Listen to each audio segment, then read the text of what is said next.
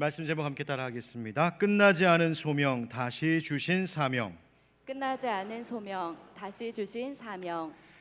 이틀 후면 우리나라 해방 78주년을 맞이하는 8.15 광복절입니다. 광복절을 앞두고 하나님께서 우리 대한민국과 이 민족을 얼마나 사랑하시고 축복하셨는지 다시 한번 생각하면서 감사하는 우리였으면 참 좋겠습니다. 물론 이 나라 이 사회 여전히 어려움도 많고 아픔도 많은 지금이지만 그래도 이토록 부강한 나라, 또 많은 세계인들이 부러워할 만한 좋은 나라 될 수 있었던 것, 여러분, 이것이 다 하나님께서 우리에게 베풀어 주신 은혜임을 잊지 않는 우리 모든 그리스도인들 되기를 축복합니다. 제가 안식일 기간 중에 파리에서 집회 인도를 마치고 공부했던 런던에 며칠 머물게 되었었는데 10년 만에 다시 런던을 찾았습니다. 그런데 길을 가다가 신기하고도 낯선 생경한 모습을 보고 깜짝 놀랄 일이 있었습니다.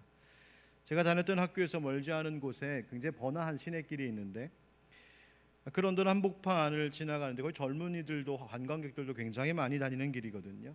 근데 그 큰 도로변의 한쪽에 영국 젊은이들 그리고 관광객들이 줄을 어느 가게 앞에 쭉 서 있는 것을 봤습니다. 도대체 저 가게는 뭘 파는 데인데 저렇게 사람들이 많은 거야 하고 쓱 가서 봤더니 웬걸요, 우리나라 분식점이었습니다. 우리나라 핫도그 파는 가게였는데요, 그 핫도그 사 먹겠다고 줄을 서서 기다리고 있는 거예요. 그 건너편에는 큰 한국마트가 연달아 있었고 들어가서 보니까 뭐 한국 제품들, 뭐 음식 상품들은 물론이거니와 즉석해서 파는 떡볶이, 제육볶음, 닭강정 이런 것들 테이크아웃 해갈 수 있도록 쭉 진열해 놓더군요. 조금 가서 보니까 또 줄을 서 있길래 저건 뭔가 하고 가서 봤더니 이번에는 우리나라 숯불구이 파는 고깃집이었습니다. 그 식당이 핫플레이스인지 사람들이 줄을 서서 거기서 밥 먹겠다고, 고기 구워 먹으면서 밥 먹겠다고 있는 거 보면서 야, 진짜 많이 달라졌구나 생각했어요. 런던 근교의 어느 지역 갔다가 식당을 찾지 못해서 구글 맵을 켜갖고 이 지역의 맛집이 어딘가 하고 딱 검색을 했더니 뜨는 식당들이 온통 한국 식당이었습니다. 이게 한국인지 런던인지. K문화, K푸드, K팝, 과장된 말로만 그런 게 아니라 정말 깜짝 놀랄 정도로 우리나라를 외국인들이 좋아하는 것을 보면서 참 감사하기도 하고 신기하기도 했습니다. 야, 우리나라 영향력이 이 정도가 되었구나. 길에서 우연히 만난 한 영국분과 잠깐 이야기를 하게 되었는데 그분도 그러시더군요. 자기들이 옛날에는 일본을 그렇게 좋아했다고요. 영국 사람들이 일본 진짜 좋아했거든요. 그런데 요즘은 온통 한국 문화, 한국 음식, 한국 음악 그렇게 좋아한다고 나보러 한국 사람이냐고, 자기도 한국 갔었는데 너무 좋았다고 오면서 저를 부러워하는 눈빛으로 쳐다보길래 신기하다 했습니다. 10년 사이에 해외에서 우리나라의 위상이 진짜 많이 달라진 것 같습니다. 먹고 즐기는 것만이 그런 게 아니고요. 대기업들의 여러 가지 사업 아이템들, 비즈니스, 관광, 정말 한국이 많은 영향력을 미치고 있더군요. 얼마 전 우리가 지금 협력하고 있는 스위스의 선교사님 부부에게서 반가운 연락이 하나 왔었습니다. 이분들이 있는 스위스 교회는 독일과 더불어 종교개혁의 역사를 시작했던 정말 신학적으로 교회사적으로 매우 전통 있고 중요한 곳, 바로 스위스 쥐리히인데 그 가운데 종교개혁가 스빙글리가 종교개혁을 시작했던 그로스민스터 교회라는 곳이 있거든요. 거기서 바로 우리가 협력하고 있는 선교사님 부부 중에 사모님 되시는 선교사님께서 스위스 쥐리히 개혁교회 역사상 처음으로 한국인 목사 안수를 받게 되었다는 기쁜 소식이었습니다. 여러분, 거기 개혁교회의 시작이거든요. 거기가 개혁교회 발상지 같은 곳이거든요. 그런데 그런 곳에서 우리 한국인이 안수 목사가 되었다. 그 교회의 목사가 되었다. 그리고 한국어로 축도한다고, 감사하다고 그렇게 연락 오는 것을 보면서 얼마나 기뻤는지, 이게 먹는 것 즐기는 것만이 아니라 여전히 교회가, 우리 한국 교회가 하나님 앞에 온 세계에서 귀하게 쓰임받고 있구나 기뻤습니다. 어떻게 이렇게 될 수 있었을까? 물론 국민들이 저마다 열심히 노력했기 때문이겠지요. 그러나 사람의 노력만이라고 말하기에는 설명되지 않는 것들이 너무나 많습니다. 하나님께서 분명 이 나라와 이 나라의 문화와 또 이 교회를 하나님께서 높여주셨음을 고백하지 않을 수 없습니다. 여러분들 동의하십니까? 그래서 다시 생각해 보는 거죠. 왜 그렇다면 하나님은 이 대한민국의 위상을 이처럼 높여주시고 우리나라의 영향력이 세계 곳곳까지 미치도록 하시는 것일까? 아이 그래 너희들 참 수고 많았다. 일제강점기 때도 고생했고 한국전쟁 이후도 고생했고 민주화한다고 고생했고 경제 살린다고 고생 많이 했으니까 야 수고 많았다. 그러니까 이제 좀 잘 살고 편안하게 행복하게 살아봐라. 그래서 주신 것일까요? 그것만 아닌 것 같습니다. 물론 그동안의 수고에 대한 결실이기도 하겠지만 그뿐 아니라 하나님께서 우리나라에 이토록 큰 은혜 복을 주신 것은 우리 한국이 그리고 우리 한국 교회가 앞으로도 여전히 해야 할 일들이 남아있기 때문인 줄 믿습니다. 하나님께서 우리에게 이와 같은 변화와 발전을 보게 하신 것 지금도 우리와 우리 한국 교회에 맡기시는 하나님 주시는 사명이 있기 때문입니다. 일제강점기에 빼앗겼던 우리나라의 주권을 하나님 회복시켜 주셨고 해방과 자유를 주신 것, 한국 전쟁의 폐허 속에서도 그 아픔을 딛고 번영과 평화를 누리게 하신 것, 그런데 그 모든 치유와 회복과 성장의 역사 과정을 가만히 살펴보면 하나님께서 이 나라를 회복시키고 발전시키시는데 중요한 도구로 삼으신 것이 있었으니 바로 그 중심에 있었던 것이 한국 교회였습니다. 하나님은 비극적인 고통의 역사 속에서도 주님의 몸된 교회를 세우셨고 부흥케 하셨습니다. 그리고 이 한국 교회들과 또 그들의 선교와 세우시는 하나님의 일꾼들, 거룩한 성도들을 하나님은 귀한 도구 삼으셔서 이 민족의 상처를 치유하고 회복시키셨고 모든 분야의 계몽과 개혁과 발전의 도구로 삼으셨습니다. 사랑하는 성도 여러분, 물론 여전히 말도 많고 탈도 많은 우리나라 우리 사회이겠지만 그러나 이처럼 이 나라 번영 발전케 하신 하나님의 목적이 무엇일까 우리는 다시 한번 생각하고 깨달아야 합니다.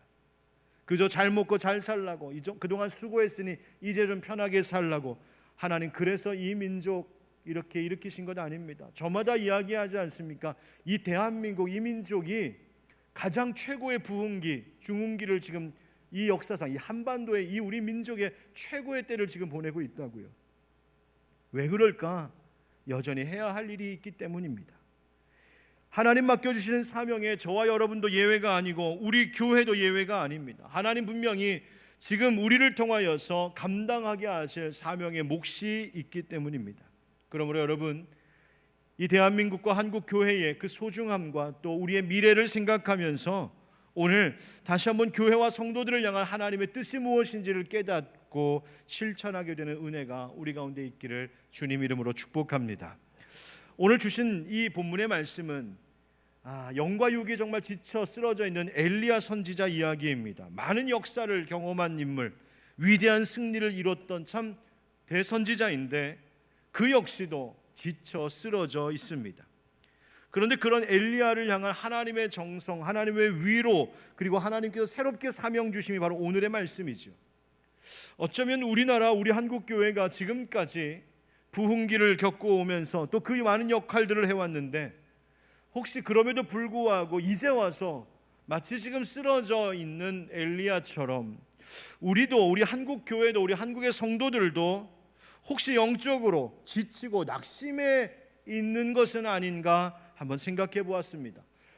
지금까지 열심히 달려왔는데, 열심히 믿음 생활하고 열심히 저마다 일해왔는데 오히려 교회들은 점점 무력해져 가는 것 같아 보이고 교회를 떠나는 사람은 많은데 돌아오는 사람은 많지 않아 보이기도 하는 현실이 우리를 점점 약하게 만들 때가 있습니다.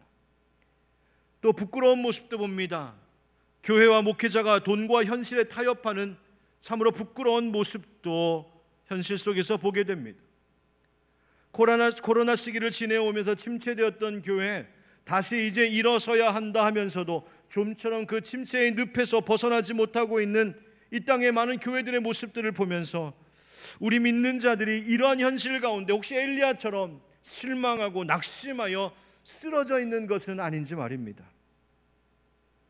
사회도 그토록 우리가 복음을 외치고 평화와 정의를 이루며 살자고 또 그 사회를 위하여 기도해 왔건만 이 나라, 이 땅, 이 사회도 여전히 불의한 것들로 가득하며 변화되는 것 없어 보이는 그 현실이 우리를 낙심하게 하기도 합니다.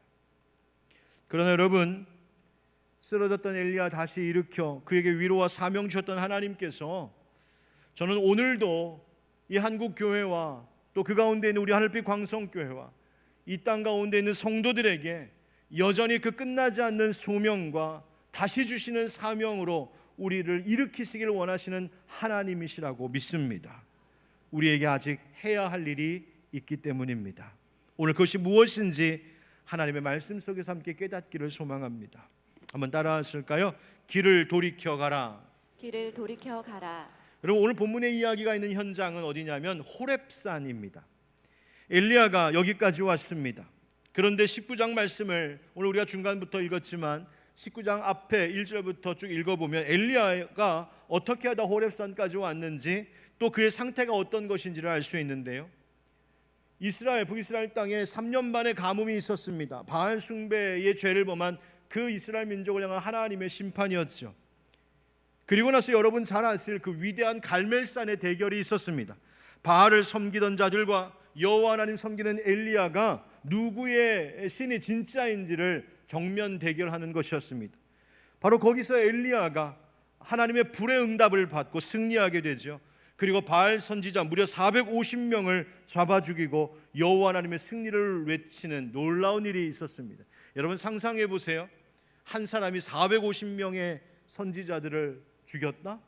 여러분 그 사람들이 가만히 있었겠습니까? 그런데 그들을 쳐 죽였다. 하나님께서 엘리야의 팔을 붙드시고 칼을 드시고 하나님이 승리하신 일이었습니다. 그리고 마침내 이 긴 가뭄을 끝내고 내리는 큰 비도 보았지요. 그 내리는 장대비 사이를 가르고 달리는 아합 왕의 행렬, 그 가장 선두에서 춤을 추며 기쁨으로 달려갔던 그 승리의 주역이 바로 이 엘리야 선지자였습니다. 그런데 이 19장에 와서 보면 그 모습과는 정반대로 엘리야가 하나님 앞에 뭐라고 말하냐면, 하나님 나 차라리 죽을랍니다. 하나님 앞에서 나 죽는 게 낫겠다고 탄식하고 있습니다. 그 이유가 무엇이었냐면 편지 한 통 때문이었습니다. 바로 아합 왕과 이세벨이 보낸 편지였습니다. 이 아합 왕과 이세벨이 이 갈멜산에서의 대결을 통하여 이 엘리야가 승리한 것을 알고 바로 이 엘리야에게 편지 한 통을 써서 보내는데, 그 내용인즉슨 내가 내일 이맘때에 너를 반드시 죽이겠다. 네가 바알 선지자들을 죽인 것처럼 내가 반드시 너를 죽이겠노라고 내 신에게 맹세하겠다라고 그 편지를 써서 보냅니다. 이 협박 편지를 받은 엘리야의 가슴이 무너져 내렸습니다. 두려웠습니다. 위축하고 절망했습니다. 그래서 그 길로 도망쳤습니다. 그러다가 쓰러져 있던 곳이 바로 로뎀나무 아래였습니다. 그리고 거기서 했던 말이 뭡니까? 하나님 넉넉하오니, 그 말은 뭐냐? 하나님 이만하면 됐으니 지금 내 생명을 거두시옵소서. 하나님 차라리 나 데려가십시오. 나 이제 그만 살랍니다. 차라리 죽겠다고 합니다. 여러분 그런데 가만히 생각해 보면 지금 죽겠다라고 하는 엘리야 진짜 죽고 싶었던 것일까요?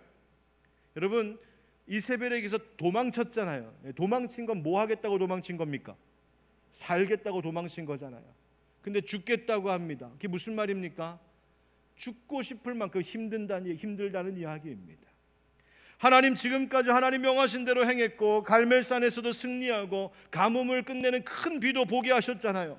이쯤 되면 저 악한 이세벨도 망하고 바알 섬기는 악한 범죄도 사라져야 되는 것 아닙니까? 그런데 하나님 변한 게 하나도 없습니다. 그렇게 했으며 수고했는데 달라지는 게 없습니다. 이 세상은 똑같습니다. 하나님 무슨 소용이 있습니까? 하나님 난 더 안 하고 싶습니다. 항변하고 있는 것이죠.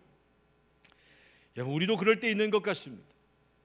물론 우리가 부족하고 좀 연약하지만 그래도 나름 열심히 하나님 믿고 따라왔습니다. 신앙생활하고 말씀대로 살려 하고 기도도 하고 봉사도 하고 헌신도 하고. 그런데 하나님 왜 달라지는 건 하나도 없는 겁니까? 왜 여전히 이 모양입니까? 때로는 교회적으로도 이런 원망과 불평이 일어날 때가 있는 것 같습니다. 교회들마다 열심히 몸부림치지 않습니까? 코로나 그 기간 동안에 정말 잘 생존하고 버티기 위하여 교회들이 애썼고, 그리고 코로나 이후로도 어떻게든 목사님들마다 교회마다 성도님들 모두가 회복하려고 온 한국의 교회들이 몸부림치며 애를 쓰고 있는데 하나님 돌아오질 않습니다. 회복이 안 됩니다. 왜 달라지는 것이 없습니까? 더군다나 하나님 이 나라는 왜 아직도 이 모양 이 꼴입니까? 무서운 범죄는 계속되고 부정하고 불의한 소식들이 계속해서 들려오고 이것저것에 근심케 하는 일들이 끊이지를 않는데요. 하나님, 우리의 모든 수고가 무슨 소용인 겁니까? 우리의 기도가 무슨 소용이 있는 겁니까? 한국 교회가 점점 약해진다고, 교세가 약해진다고들 걱정합니다. 앞으로 어떻게 될지 모른다고 불안해하는데, 하나님, 우리가 몸부림친다는데 무슨 소용이 있습니까? 힘들어서 더 못해 먹겠습니다. 갈멜산의 위대한 승리와 3년 반의 가문 끝에 큰 비를 경험한 그 승리의 주역이었던 엘리야였지만, 엘리야는 지금 여기서 그렇게 로뎀나무 밑에 쓰러져 있는 겁니다. 그런 엘리야에게 하나님 찾아오셔서 그를 위로하시지요. 19장에 보면 숯불에 구운 떡과 물 한 병을 보게 하시며 그것을 먹고 마시게 하십니다. 그리고 하신 말씀이 7절 8절에 여호와의 천사가 또다시 와서 어루만지며 이르되 일어나 먹으라, 네가 갈 길을 다 가지 못할까 하노라 하는지라. 이에 일어나 먹고 마시고 그 음식물의 힘을 의지하여 40주 40야를 가서 하나님의 산 호렙에 이르니라. 아멘. 그래서 온 곳이 호렙산입니다. 하나님께서 그렇게 포기하고 주저앉아 있었던, 그 영적으로도 육신적으로 침체되어 있었던 엘리야에게 친히 찾아오셔서, 쫓아오셔서 그를 먹이시고 마시우게 하시고 쉬게 하시고 위로하시고 어루만져 주시고 말씀으로 달래고 설득하여 여기까지 왔으면 엘리야 뭔가 좀 달라져야 하지 않았겠습니까? 그런데 엘리야는 여전히 하나님께 그 항변을 멈추지 않고 있습니다. 10절 말씀에 그가 대답하되 내가 만군의 하나님 여호와께 열심히 유별하오니 이는 이스라엘 자손이 주의 언약을 버리고 주의 제단을 헐며 칼로 주의 선지자들을 죽였음이오며 오직 나만 남았거늘 그들이 내 생명을 찾아 빼앗으려 하나이다. 그리고 14절 가면 똑같은 말로 또다시 하나님 앞에 항변합니다. 뭐라고 말하고 있는 겁니까? 하나님, 나만 이러고 있는 것 같습니다.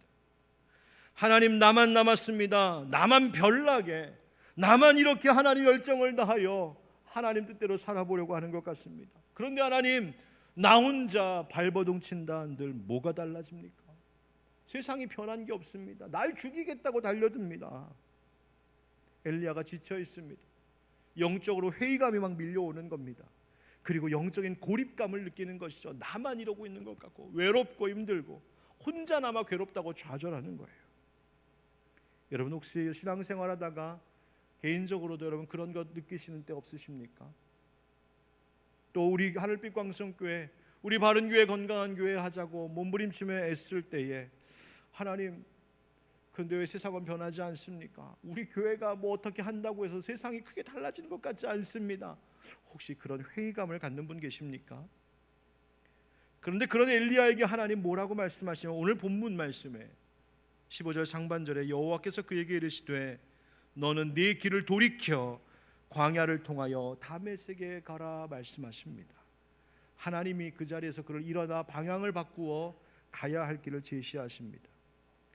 여러분, 오늘 본문의 앞서에 보면 하나님께서 엘리야에게 반복하여 물으셨던 것이 있습니다. 그게 뭐냐면 엘리야야, 네가 어찌하여 여기 있느냐라고 하는 질문이었습니다. 너 여기 왜 이러고 있느냐? 이 말의 의미가 무엇입니까? 네가 지금 있을 곳은 여기가 아니야. 네가 있어야 할 곳은 다른 데가 계획해둔 길이 있어. 가라고 명한 길이 있어. 그리고 그곳에 네가 해야 할 일이 아직 있어. 나는 아직도 너를 통하여 이루고자 할 일들이 남아있는데 너 왜 여기서 이루고 있느냐? 너 왜 주저앉아 있느냐? 하나님 물으신 것이죠. 여러분, 우리 각 성도들, 각 사람과 이 한국교회와 이 민족 향한 하나님 그 뜻 여전히 아직 이루실 일들이 저는 있다고 생각합니다. 이제 좀 살게 되었다고 우리가 이제 멈출 것도 아니고, 우리가 애를 써도 세상은 전혀 달라지지 않는다고 우리의 거룩한 행진을 포기해야 할 일도 아닙니다. 한국 교회와 이 민족의 부흥을 일으키시고 소명을 주신, 즉 우리를 부르신 하나님은 지금도 여전히 우리를 포기하지 않으시고 지금도 하나님과 함께 동역할 교회와 성도들을 찾고 계시고 지금도 우리를 다시 일으켜 하나님의 뜻을 이루기를 원하시는 줄 믿습니다. 여러분, 혹시 우리가 주저앉아 있지는 않습니까? 실망하고 낙심하고 좌절하고 또 현실과 미래에 대한 근심 때문에 우리가 막 이렇게 눌려 있지는 않으냐는 말입니다. 하나님 오늘 거기서 일어나라고 말씀하십니다. 네 길을 돌이키라고 하시는 겁니다. 여러분, 여기서 돌이키라라고 하는 말은 히브리어로 슈브라고 하는 동사인데 이 말은 방향 전환하는 겁니다. 유턴하는 겁니다. 엘리야에게 이 말씀하실 때 실제로 엘리야가 지금 호렙산까지 왔는데 그 길에서 방향을 바꾸어 다메섹으로 가라고 하시는 말씀이기도 하지만 이 말씀의 의미는 너의 마음과 생각의 방향도 바꾸라는 말씀이기도 합니다. 실제로 성경에 보면 이 슈브라고 하는 단어가 그냥 길을 가다가 물리적으로 방향을 바꾸는 때도 쓰이지만 가장 많이 쓰인 용례가 무엇이냐면 다시 하나님께로 돌아와라, 악에서 돌이켜 하나님께로 돌아오라고 말씀하실 때에 바로 이 슈브라고 하는 단어를 사용합니다. 돌이키라고요. 돌이키라고요. 여러분, 우리가 교회적으로, 개인적으로 또 사회적으로도 여러 현실의 일들을 보면서 무력감에 빠지기도 하고 좌절감에 빠지기도 하고 영적 고립감에 빠질 때도 있습니다. 그러나 그때마다 여러분, 오늘 이 말씀 하나님의 음성을 귀 기울여 들으십시오. 내 길에서 일어나 돌이키라 하신 말씀, 엘리야에게 선지자의 사명을 다시 기억하게 하시고 그에게 다시 이제 사명을 주시는 것처럼 하나님은 오늘 우리 한국교회와 교회의 성도들을 향하여 또다시 말씀하십니다. 너희의 길에서 돌이켜 내가 기뻐하는 길로 가라고, 이제라도 돌이켜 내가 원하는 그 방향으로 방향 전환하라고 하나님 말씀하시는 겁니다. 여러분, 먼저 우리가 개인적으로 회개해야 될 것 없습니까? 털고 벗어버려야 될 것 없을까요? 혹시 여러분 요즘 기도해도 그동안 소용없었다고 기도를 포기하신 분이 계시지는 않으십니까? 제가 안식을 마치고 새벽 기도를 다시 복귀했는데 새벽 기도에 이 무더운 여름에도 성도님들이 많이 나오셔서 너무 감사했습니다. 너무 감사한데 이렇게 보니까 죄다 다른 교회 식구들, 우리 식구들도 어디 갔을까? 다 선하고 좋은 일이지만 좀 마음이 많이 안타까웠습니다. 기도해도 소용없다고 혹시 기도 포기하신 분 없으십니까? 봐도 모르겠고 읽어도 모르겠고 그래서 말씀대로 살아보려고 해도 잘 안 돼서 그래서 변화도 없어서 말씀 보고 묵상하는 거 포기하신 분 없으십니까? 영적인 무력감에 빠져 있어서 예배도 나오지 않고 예배에 나와 앉아있긴 하지만 여전히 다른 생각에 빠져 있고 말씀을 들으면서도 내 생각과 관심은 다른 곳에 가 있고 혹시 여러분 우리의 그런 모습, 그런 예배의 모습을 보면서 오늘 하나님 뭐라고 말씀하실까요? 돌이키라 하지 않으실까요? 여러분, 오늘 예배하는 우리가 진정으로 회개에 필요한 일들이 무엇인지 성령님께서 깨닫게 해주시는 그 은혜를 받고 다시 예수 십자가 앞에 회개하며 돌이키는 우리가 되기를 주의 이름으로 축원드립니다. 그리고 모든 실망과 무력감으로부터 다시 일으키시는 용기를 하나님께서 우리에게 주시기를 간절히 소망합니다. 왜 그렇습니까? 아직 우리에게 맡겨진 사명이 있기 때문입니다. 한번 따라하겠습니다. 내일을 준비하라. 내일을 준비하라. 바로 그 엘리야에게 하나님께서 세 가지 새로운 사명을 주시는데요, 15절 하반절 16절 말씀이 그것입니다. 다메섹에 가서 이르거든 하사엘에게 기름을 부어 아람의 왕이 되게 하고 너는 또 님시의 아들 예후에게 기름을 부어 이스라엘의 왕이 되게 하고 또 아벨므올라 사밧의 아들 엘리사에게 기름을 부어 너를 대신하여 선지자가 되게 하라. 아멘. 세 사람에게 기름 붓는 일을 맡기십니다. 먼저는 이방 나라 아람의 왕, 당시에는 베나닷이 아람의 왕이었는데 하사엘은 그 베나닷의 군대 장관, 우리처럼 국방부 장관이었습니다. 그런데 그 하사엘에게 기름을 부어 이 아람의 베나닷을 물리치고 아람의 왕이 되게 하실 일을 엘리야 선지자에게 맡기십니다. 그리고 두 번째로 기름 부으라고 하신 이가 누구냐면 북이스라엘의 예후인데 훗날 지금은 엘리야 시대에는 아합이 왕이었죠. 그리고 아합의 뒤를 이어 요람이 왕이 되는데 그 요람이 왕이 되었을 때 요람을 멸하고 쿠데타를 일으켜 새로운 왕조를 이 북이스라엘 가운데 일으키게 되는데요, 그 새로운 왕조가 바로 예후 왕조, 바로 이 엘리야가 기름 부는 예후를 통하여 하나님의 새로운 왕조의 역사를 쓰기 시작하셨습니다. 그 앞서 말씀드린 아람의 왕이 될 하사엘, 그가 왕이 되어서는 이 북이스라엘을 아람이 무지무지하게 괴롭힙니다. 왜 그렇게 하셨을까? 바로 하나님께서 이 바알 숭배와 같은 범죄에서 돌이키지 않고 있는 이 북이스라엘을 징계하시는데 하나님께서 바로 이 하사엘을 들어 채찍의 도구로 삼으셨던 것입니다. 보십시오. 엘리야가 이 영적인 침체의 기간을 보내면서 거기서 벗어날 때 하나님 주신 사명의 내용을 보면 이제 하나님은 엘리야 선지자가 그저 이스라엘의 선지자로만이 아니라 아람 곧 이방 나라의 왕이 될 자에게 기름을 부으시면서까지 이방 나라에까지 그 영향을 뻗치게 하십니다. 그러니까 엘리야가 섬기는 하나님이 이스라엘의 하나님만이 아니라 만국의 하나님, 열방의 하나님이심을 이 엘리야를 통하여 보이게 하신 것입니다. 그리고 나서 명하신 중요한 사명이 있습니다. 바로 엘리사에게 기름을 부어 엘리야의 뒤를 잇게 하시는 것이었습니다. 그 나라의 영적 지도자를 준비하시고 새롭게 세우심으로 그 민족의 앞날을 준비하게 하신 것이죠. 그러니까 이와 같은 세 가지의 새로운 임무가 주어지면서 하나님은 이 모든 나라의 역사와 미래, 모든 열방의 흥망성쇠가 다 하나님의 손 안에 있음을 확인시켜 주셨고, 하나님은 그 일에 필요한 사람들을 세우시는 일에 이 엘리야를 보내고 계셨던 것입니다. 여러분, 하나님께서 우리 대한민국과 이 민족을 이렇게 사랑하시고 복 주신 것, 하나님께서 우리로 하여금 내일을 준비하라고 하나님 은혜 주신 것 아니겠습니까? 우리 하늘빛 광성교회가 여러분 아십니까? 이 어려운 시대에 교회 학교가 계속해서 부흥하고 있다는 것을요. 여러분, 왜 그렇게 은혜 주실까? 하나님 우리 교회에 맡겨주실 사명이 있고 우리 교회에서 길리움 받는 다음 세대를 통하여서 미래를 준비하게 하시는, 내일의 한국교회를 준비하게 하시는 사명을 주셨다고 저는 믿습니다. 여러분, 우리 교회가 늘 가지고 있는 정신 가운데 하나가 인재를 양성하는 교회입니다. 하나님의 일꾼들 세우는 일 멈추지 말아야 됩니다. 여러분, 학생들, 어린아이들, 교회학교 아이들뿐만 아니라 청년들뿐만이 아니라 우리의 지금 기성세대들 가운데에도 이제 더 열정을 다하여 헌신하는 이들이 세워져야 됩니다. 여러분, 직장생활 40대, 50대, 60대까지 직장생활 하시고 나서 은퇴하시고 나면 여러분 그 나머지의 삶을 여러분 어떻게 살아갈 계획하고 계십니까? 하나님 우리에게 왜 그런 건강도 주시고 장수하는 이 시대를 허락해 주셨을까요? 그 시대까지 너의 가정과 삶을 위하여서 애쓰고 수고했다면 이제 그 노후의 삶을 들여 하나님께 쓰임 받으라고, 교회를 위하여 또 선교의 사역을 위하여 헌신하는 자들하고 하나님 사실 준비시켜주고 계셨던 젊은 시대의 세월 아니었을까 생각해 봅니다.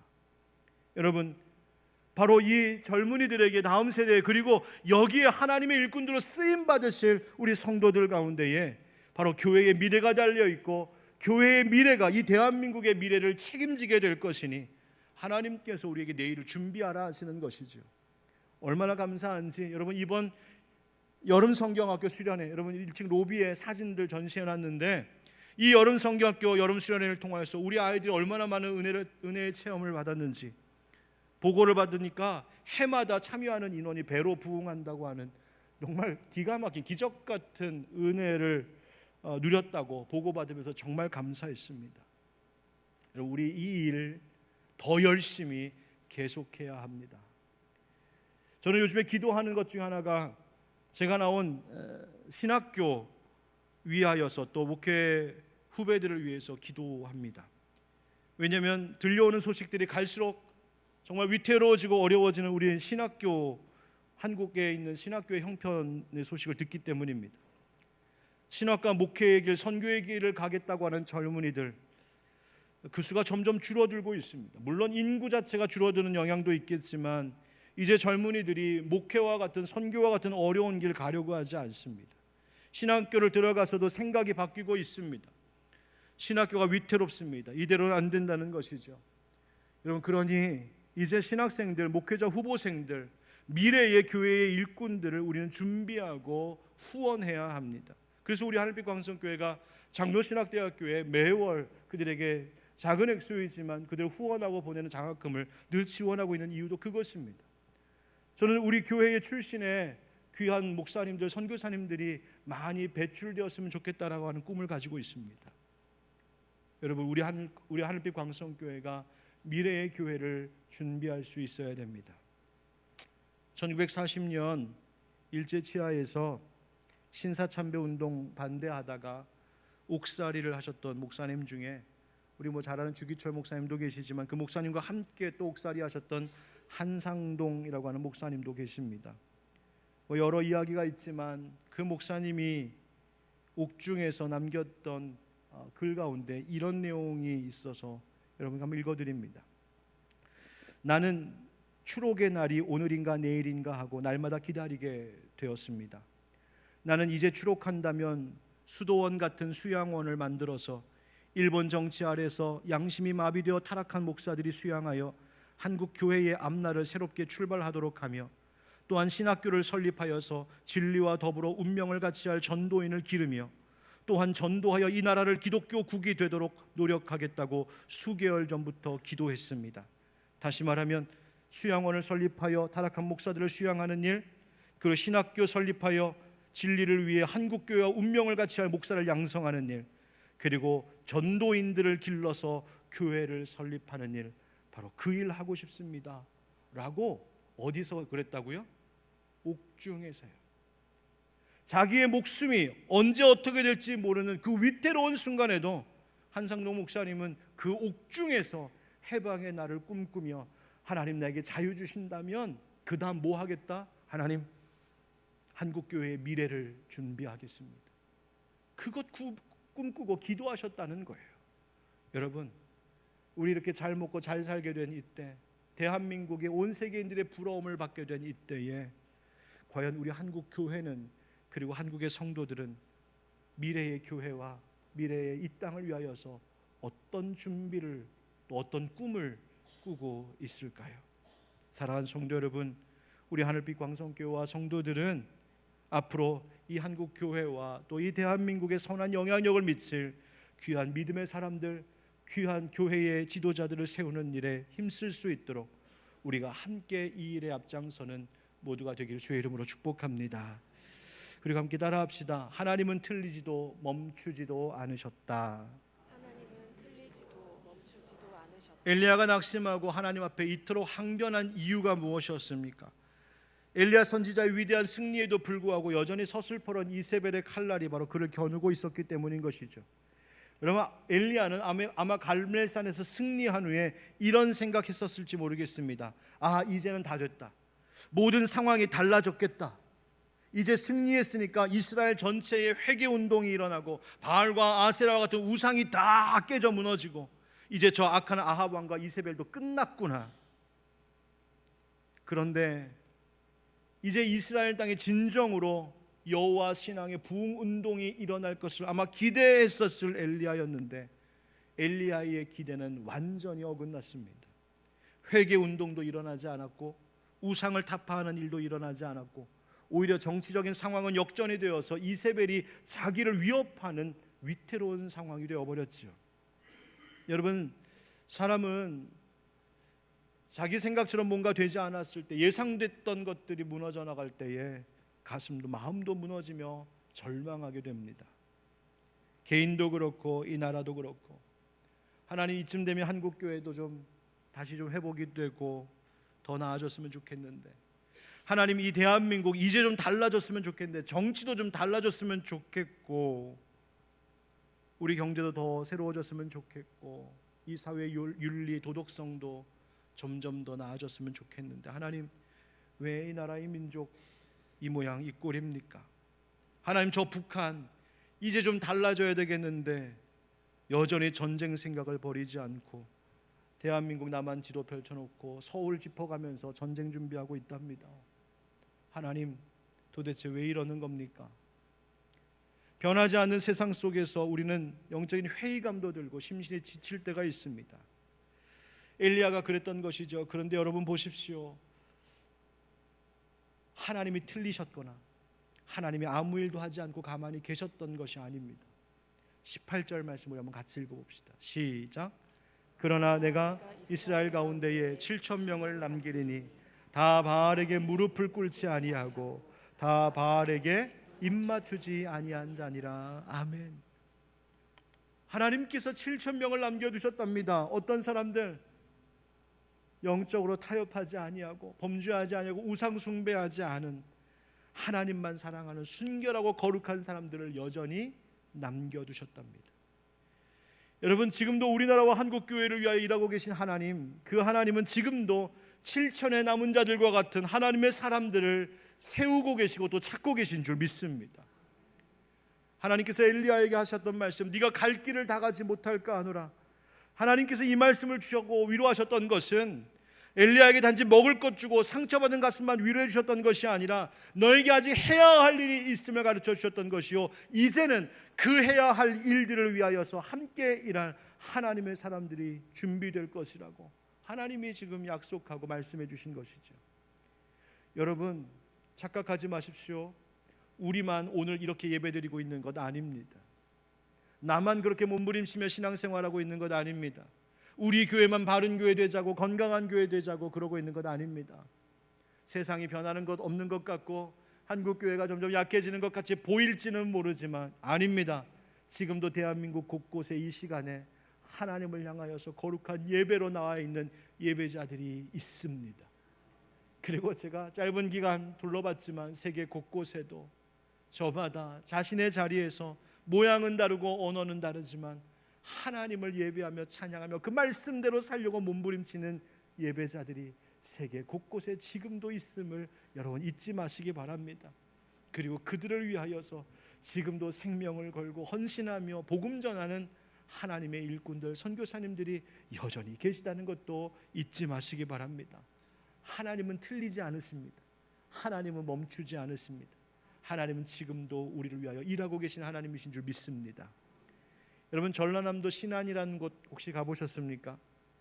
천일염으로 유명한 신안군. 그런데 거긴 천일염만 유명한 것이 아니라 거기에 가보니까요, 증도라고 하는 곳을 가보면 우리 한국 기독교 역사 속에 뜻깊은 선교의 현장 그리고 순교의 현장이 있더군요.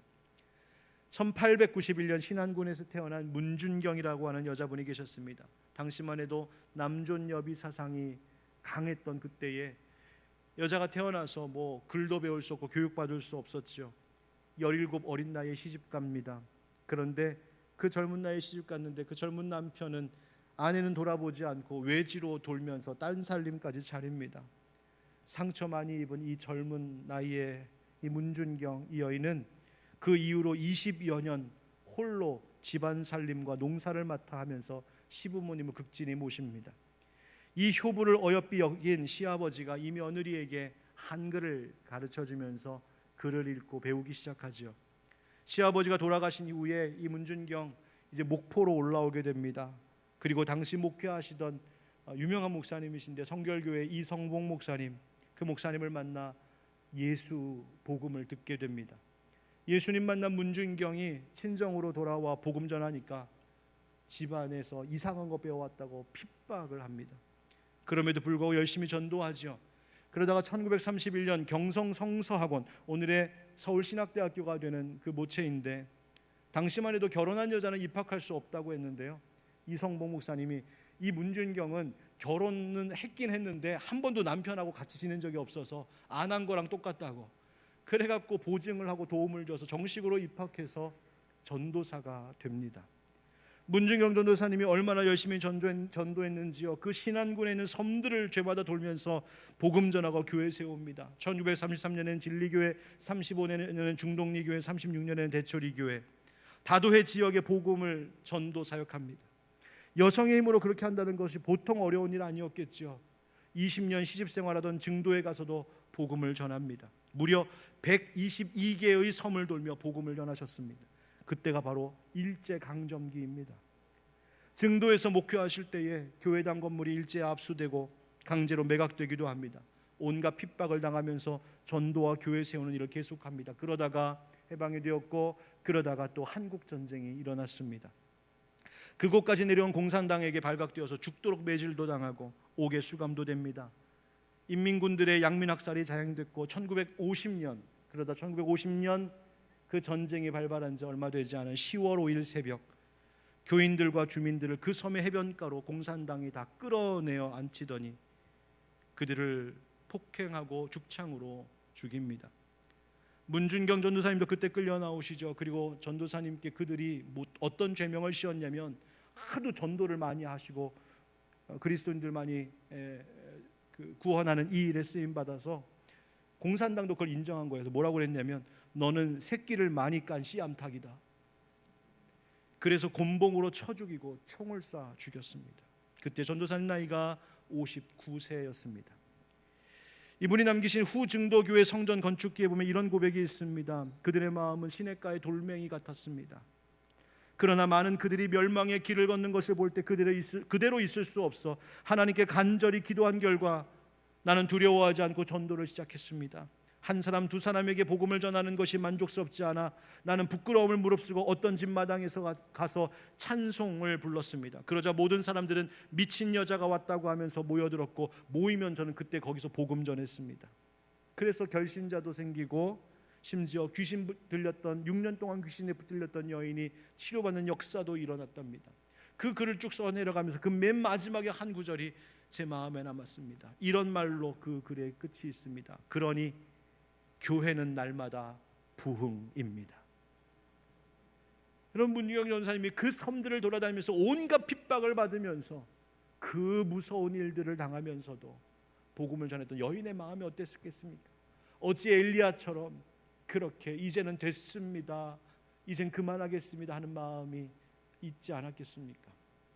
그런데 그때마다도 하나님은 그를 통하여 다음을 준비하게 하셨습니다. 교회를 세우셨습니다. 그래서 교회는 그 핍박과 고초 속에서도 날마다 부흥했다고요. 여러분, 오늘 하나님께서 이 한국교회와 우리 하늘빛 광성교회에도 새 사명 주시는 줄 믿습니다. 이제 다시 회복하는 일에 한국교회와 이 하나님의 다음 세대를 일으키는 일에 우리가 헌신해야 됩니다. 어떤 어려움이 있어도 교회는 선교하는 일, 그리고 하나님의 일꾼들을 세우는 일 포기하지 말아야 됩니다. 우리의 하늘빛 광성교회 통일 한국 시대도 준비해야 됩니다. 북한 땅 복음화하는 일, 그래서 이 대한민국 그리고 이 남한 땅 한반도를 발판으로 하여서 북한도 중국도 중앙아시아도 선교하는 그 일들을 우리는 지금부터 가슴에 품고 기도하며 준비해야 됩니다. 여러분, 구석구석에 지금도 우리의 일제 강점기 때처럼 생명과 인권이 짓밟히는 그 땅 가운데 해방과 자유의 빛을 전해줄 사명이 우리 한국교회와 이 대한민국 가운데 있습니다. 여러분, 어렵고 아무리 힘든 일이 있어도 하나님께서 엘리야를 통하여 새로운 사명을 부어주셨던 것처럼 우리도 그 일에 쓰임받기를 축복합니다. 천양희라고 하는 시인이 쓴 책의 제목이 생각이 납니다. 살아있다는 것은 사랑을 해야 할 일이 남아있다는 것입니다. 여러분, 이 말 적용해보자면 오늘 우리에게 하나님이 이 나라에 복 주신 것, 우리가 해야 할 일이 남아있기 때문인 줄 믿습니다. 그 일에 쓰임받는 우리 모두 되길 주의 이름으로 축원드립니다. 아멘. 기도합시다. 여러분, 오늘 세 가지 위해서 함께 좀 간절히 기도하면 좋겠는데요. 먼저는 주님, 우리 각 사람 혹시 엘리야와 같이 영적으로 침체되고 쓰러져 있다면 다시 일으켜 주시고 새 사명 주셔서 하나님 신실한 일꾼 되게 하여 주시옵소서. 그리고 하나님, 이 나라 대한민국 가운데 부어주신 은혜 감사하며 한국 교회와 또 목회자들과 성도들이 거룩한 사명 잘 감당하게 하여 주시옵소서. 그리고 우리 대한민국에 위해서 기도해 주십시오. 또 태풍으로 인하여 고통당한 분들, 또 지금 하와이는 산불로 수많은 사람들이 죽고 실종되었고 재산을 잃었다고 합니다. 하나님, 저들을 도와주시옵소서. 또 분단된 이 나라 북한 동포 하나님 기억하여 주옵소서. 우리가 간절히 이 제목들을 가지고 주님 부르며 기도하겠습니다. 주여, 하나님 아버지, 간절히 구하고 원합니다. 이 나라 이 땅 가운데에 하나님 함께하여 주셔서 하나님의 영광 위에 쓰임받는 이 대한민국과 한국교회 되게 하여 주시옵소서. 이 위대한 사명 가운데 우리가 동참하게 하여 주시옵소서. 아버지 하나님, 변하지 않는 것 같고 달라지지 않는 것 같지만 그러나 여전히 하나님은 우리를 통하여 일하기를 원하시고 다음을 준비하고 계신 줄 믿습니다. 이 나라 이 땅 가운데 이 세대 가운데 하나님의 역사가 나타나도록 준비하고 그 일에 앞장서는 우리 하늘빛 광성교회와 성도들이 되게 하여 주시옵소서. 아버지 하나님이여, 대한민국 땅을 기억하시고 저 북한 땅을 기억하시고 속히 이 나라 하나 되게 하옵소서. 태풍과 산불로 고통당한 사람들, 하나님 목숨을 잃은 분들, 재산을 잃고 낙심한 자들, 주님 불쌍히 여겨 주시옵소서. 주시옵소서. 이 대한민국의 더럽고 추하고 악한 범죄를 떠나가게 하여 주시옵소서. 거룩한 예수의 문화가 일어나게 하여 주시옵소서. 하나님, 우리 대한민국 이 땅 가운데 놀랍고 크신 은혜 주신 거 감사합니다. 한국 교회를 세우셔서 이 나라의 부흥과 발전의 주역으로 쓰임받게 하시니 감사합니다.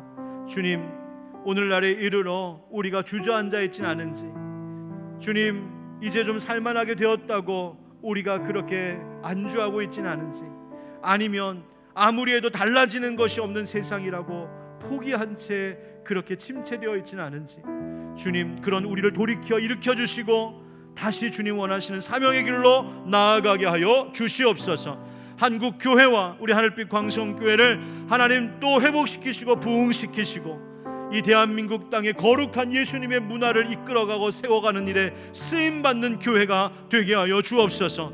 통일 한국 시대를 준비하게 하여 주시옵시고 이 한반도 땅을 발판으로 하여 온 대륙과 온 세계를 복음화하는 일에 쓰임받을 수 있도록 우리 교회와 또 이 한국교회를 축복하여 주시옵소서. 어려움 당한 자들을 위로하시고 회복시켜 주시길 바라오며 예수님의 이름으로 축복하고 기도하옵나이다. 아멘. 예, 우리 시간이 좀 되었지만 우리 다 같이 일어나서 이 나라 우리 대한민국 한번 생각하면서 애국가 같이 함께 부르고 축도로 마치겠습니다.